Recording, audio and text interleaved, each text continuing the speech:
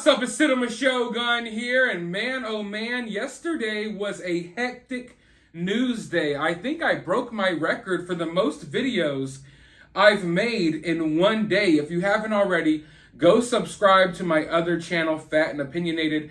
I am doing updates about this topic over there as well, but I think everyone yesterday, and still bleeding into today, I think everyone was almost in a state of shock.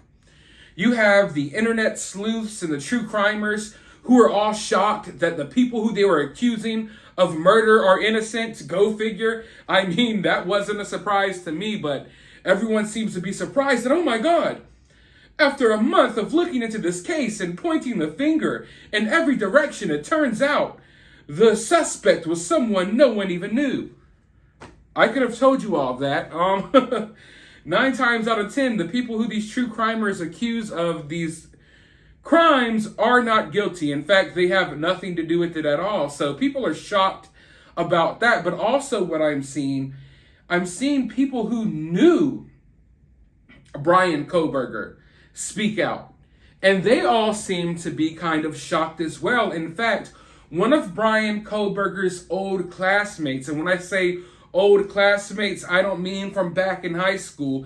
I mean recently. He actually made this little TikTok speaking out about his experience with Bryan Kohberger. Let's go ahead and take a listen, then I'll be right back with my thoughts. On the news, looks like a cold-blooded killer. The guy that I went to college with, that dude was nice. He was a nice guy. We studied criminal justice together. He was a really nice guy. And I'm devastated and heartbroken that I knew this guy and that he did this. I'm devastated for those families. I never thought that it would be someone close to home from the Lehigh Valley at the Sales University. And here is the biology project from 2018. We were studying Daphnia. And there he is, and he led this project. All right, so let me start by saying this. For one, there are conflicting reports out there. Various people who have had interactions with Bryan Kohberger had different experiences. I've read headlines about Bryan Kohberger becoming more aggressive in his later years of high school. And then we hear from this classmate who attended college with Bryan, and he says Bryan was a really nice guy. And I know that may be surprising for a lot of people because now we know the crime that Bryan allegedly committed. So it's hard to even think about him being able to be a nice person. But I know most of you all have looked into these various serial killers in the past. Often they form this outer shell, this mask that allows people to put their guards down around them. In reality, these are sick individuals. And if you knew who they really were, you wouldn't want anything to do with them. And honestly, when I see Bryan, he looks like the type of person I would steer away from. But often, and we see this all the time, Jeffrey Dahmer, Ted Bundy, the list goes on, they're able to form these outward appearances that allow you to take your guard down, and you don't view them as a threat. You don't view them as the monster that they really are. And looking at Bryan, I don't know Bryan's personality.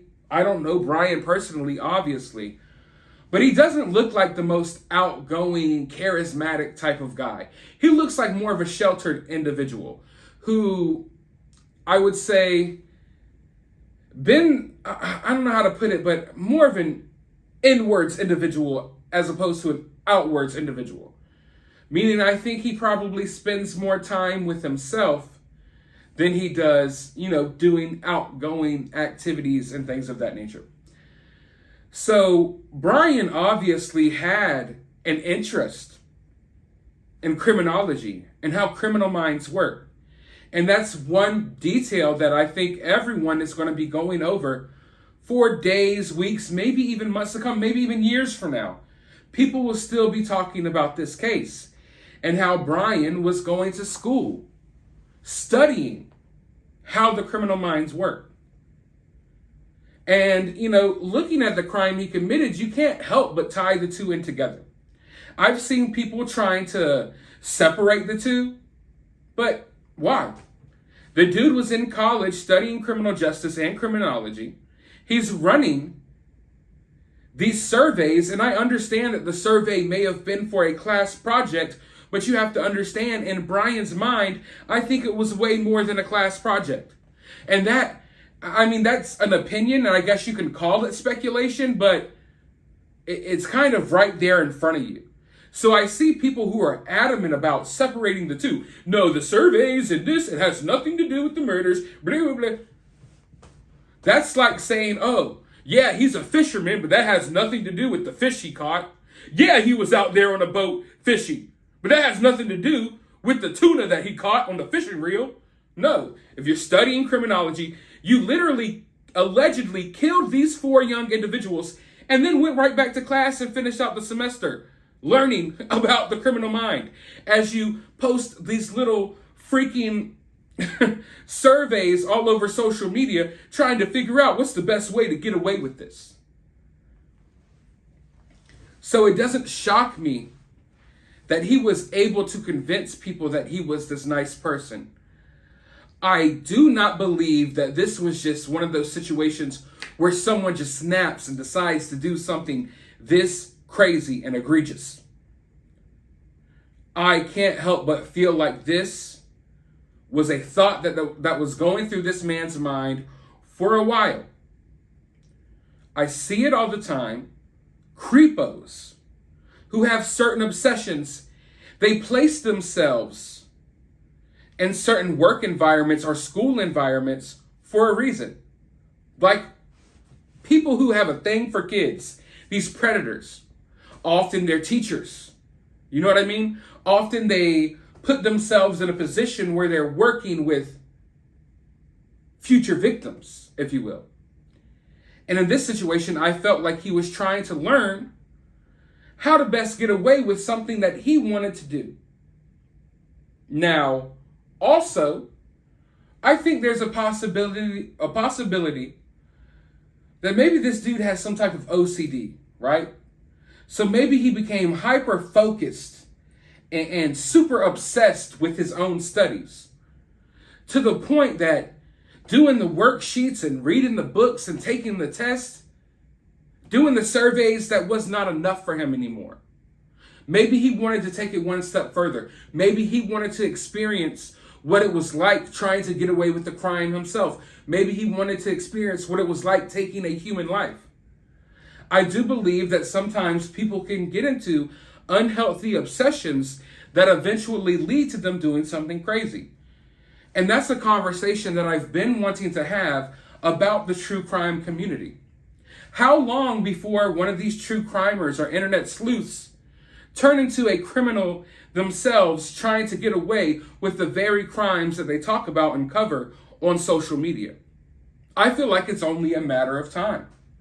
It's only a matter of time. And when I look at some of the comments in my comment section, and I look at some of the thought processes of these people who are so obsessed and into true crime, I can't help but feel like, damn, some of these people are absolutely insane. And that's nothing against the average normal person watching these videos, but it's just like back in the day. Back in the day, most kids, you could put on a movie or a video game and they'll play it as entertainment, but that's where it ends. But then you always see the people who take it to the next step and they want to act out the things they see because they're so heavily influenced by the stuff that they're consuming. So I think this is just the beginning of something we're going to start seeing. People have these obsessions with crime and true crime and murderers and how they get away with this and how they get away with that. We've seen copycat killers and people who are obsessed with serial killers do all types of crazy crimes before. I guess my question is, how long before someone in the true crime community, maybe someone we know, maybe someone who comments on our videos, maybe someone whose videos you watch, how long before they take it to the next level? Because I think consuming content about such dark, twisted things constantly, I think it has a psychological effect on people. I speak about it all the time, how I've found a balance in my life, and I've even found a balance with the content I create to make sure it's not just this dark, misty cloud over everyone's life, including my own, of constantly talking about and consuming dark, depressing news and content. That's why I like to go talk about random things over on my other channel. That's why I like to talk about movies. And that's why I have the hobbies that I have in my day-to-day life. So I hope everyone is working behind the scenes to find that balance. And like I said, I would really like to know the psychological effects that true crime is having on people, because I think what Bryan was studying had a psychological effect on him.